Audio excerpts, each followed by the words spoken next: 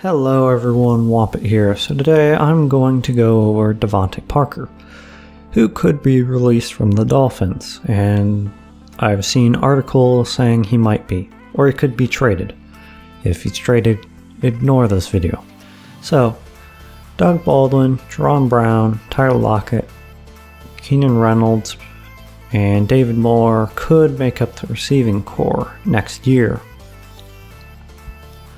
The thing being is, Doug Baldwin is reaching his 30s, or, getting there, up in age. No matter how great of a player he is, Father Time will eventually win. And he had injury issues this year, even if he had a productive season. Tyler Lockett had a great season, and he's still young.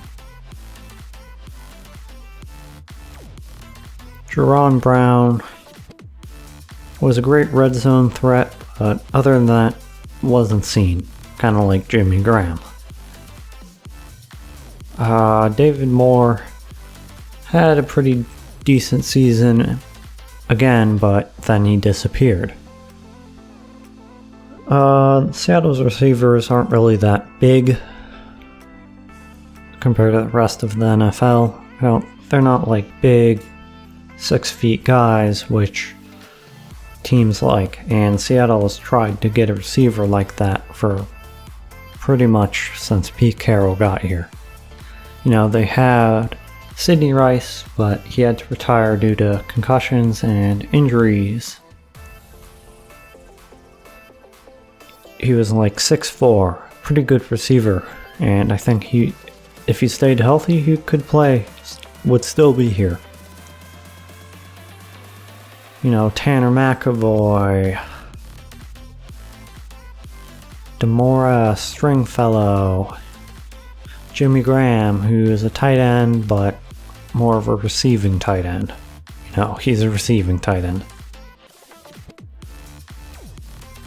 So, it's better to have a guy who is pretty big and can catch a 50 ball easier than a 5'10" guy can, especially against big cornerbacks. Just, physical matchup. Tyler Lockett has speed, Doug Baldwin has route running. But if you bring in a guy like Devante Parker, he can help you get out of a hole with Seattle's, how Seattle's offense runs with running the ball a lot. If you get stuffed twice and it's third down, you have a bigger guy to go to. Even if Devante Parker hasn't had the greatest season so far, again, he's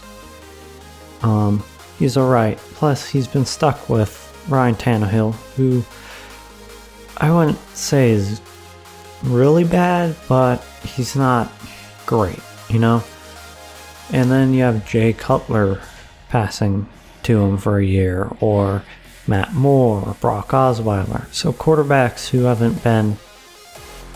aren't great, and then or a quarterback who hasn't stayed healthy in Tannehill's case.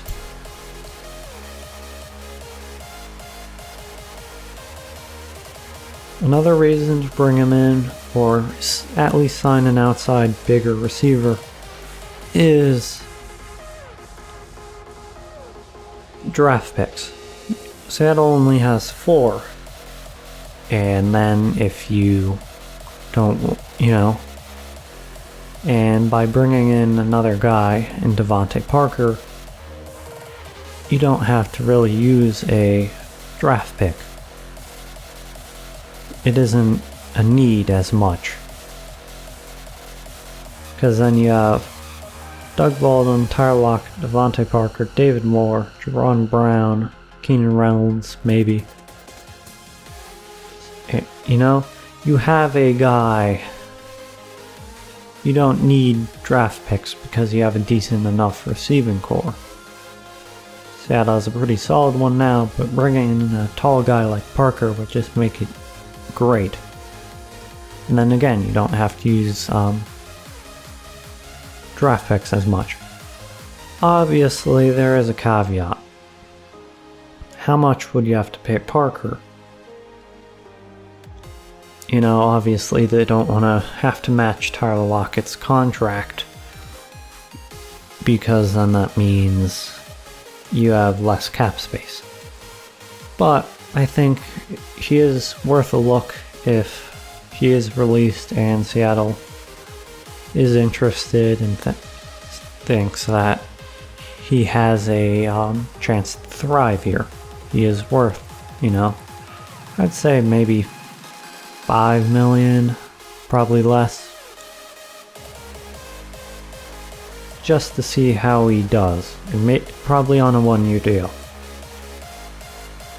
So anyway, if you like this video on my thoughts on Devante Parker, please like, comment, and subscribe. See you all later, and goodbye.